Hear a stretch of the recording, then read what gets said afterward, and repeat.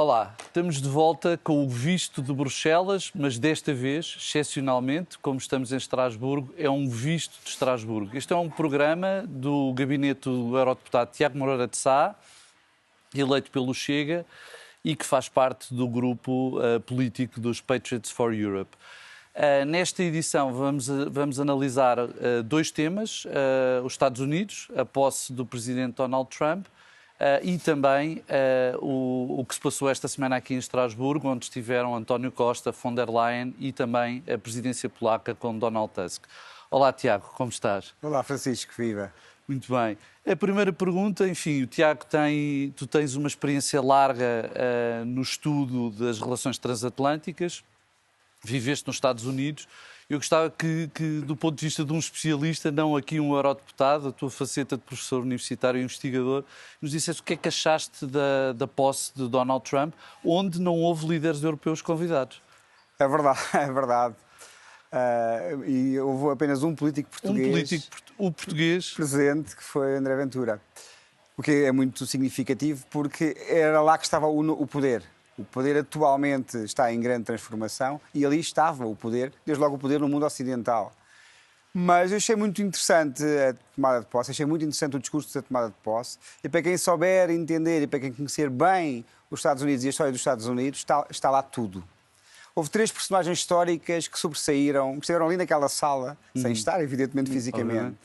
A primeira foi Willie McKinley, um presidente norte-americano. Foi citado no discurso. Foi citado no discurso. O presidente do final do século XIX, princípio do século XX.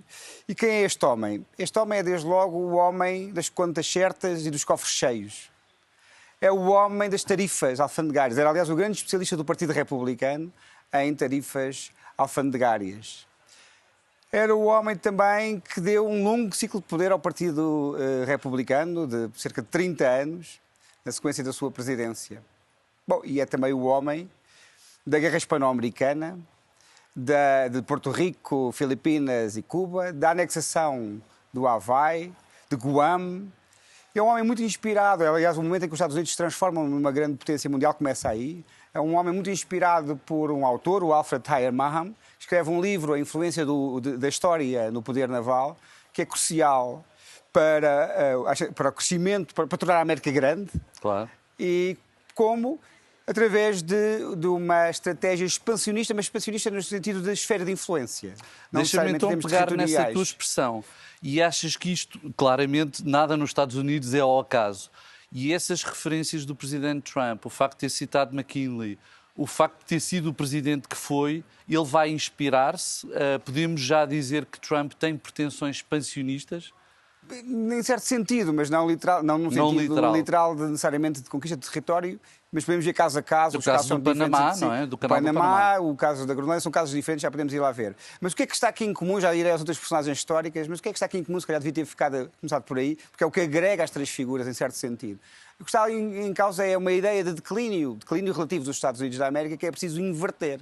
Trump veio, tornar a América grande outra vez, significa isto, inverter o declínio norte-americano, o declínio relativo, mas que é tão mais importante quando há a ascensão de outra potência, que é a China, e ele acha que é preciso inverter o declínio norte-americano com uma estratégia interna e externa.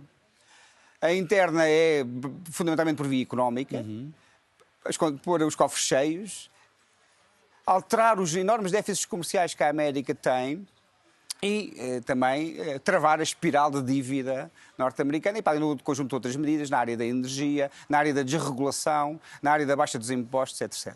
Do ponto de vista externo, porque também para se tornar a América grande outra vez, para inverter o declínio é preciso ter uma estratégia externa, há duas dimensões fundamentais. Uma é a competição com a China e a questão da Groenlândia, que tem a ver com o Ártico, tem a ver com a competição com a China. A questão do Panamá tem a ver com a competição da China e com o avanço da China, não só no Panamá, como um bocadinho por toda a América Latina. A única vez que cita a China é justamente por causa do canal do Panamá. Exato. E da intervenção dos chineses, Exato. que estão, segundo Trump, a atrapalhar até os próprios navios, não só mercantes, mas da Marinha americana. E que é um interesse americano, mas também é um interesse europeu. Exatamente. Não é apenas americano.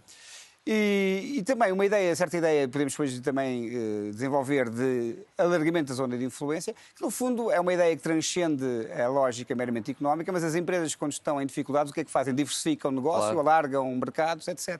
Portanto, também é uma ideia muito baseada na sua própria experiência, mas também na história dos Estados Unidos. Como é que isto se faz? Porque é que eu digo que é uma espécie de alargamento específico, ou com características específicas? Esta é a segunda figura histórica que esteve ali presente, que é, aliás, sucede praticamente, é um presidente, não sucede, mas pouco depois de McKinley, do princípio do século XX, que é o Theodore Roosevelt, o primeiro Roosevelt.